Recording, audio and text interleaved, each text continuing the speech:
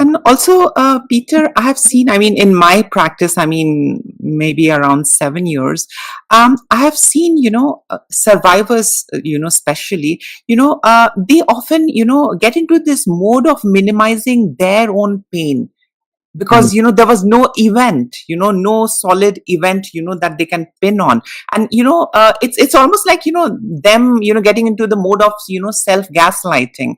And it's high time, I personally feel, and that's the reason I look out for people like you and other in this field, to bring more clarity onto these topics, so that a common person who doesn't have that word power still understands and at least identifies what he or she is experiencing or going through. mhm. Now, in many cases, Peter, there are no bruises. Let's Right. accept that. There Yeah. are no bruises, no visible scars, but the trauma runs deep. Could you please speak, to the kind of complex, often invisible trauma narcissistic abuse leaves behind? Because Yeah. often, people invalidate, they outrightly dismiss. Oh no, you had food, shelter, everything. What are you talking about? Mm-hmm. Yeah. Well, first of all, research shows now that the type of abuse you just described that is invisible is Mm-hmm. just as impactful and damaging to the brain and nervous system and the physical body as more commonly understood abuse, like domestic abuse, domestic violence, and physical abuse. The emotional and even verbal abuse that Mm-hmm. individuals withstand that don't leave physical scars, but they leave emotional scars that are just as damaging to Mm-hmm. the body as physical.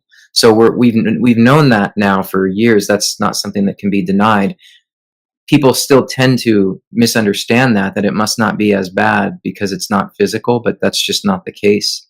And what ends up happening to victims and survivors of this form of long-term chronic abuse is they actually they start to develop they can develop trauma symptoms just like if they were in a physical trauma, but they also develop confusion, complexities with their belief system.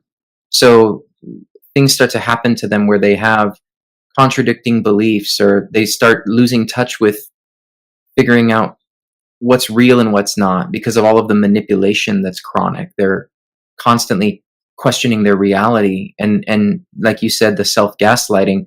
They are not sure that they're actually in an abusive situation because the abuser is so convincing that they're the problem. And when they end up in therapy with someone like you, for example, they often think they're coming to therapy because there's something wrong with them. They don't oftentimes wonder, maybe I need to go talk to someone because there's something going on with my partner. I mean, sometimes people do, but oftentimes clients usually come to therapy because they think there's something they're not understanding about themselves. And the truth is, a lot of clients end up in therapy because they are being manipulated and they don't even know how to make sense of it.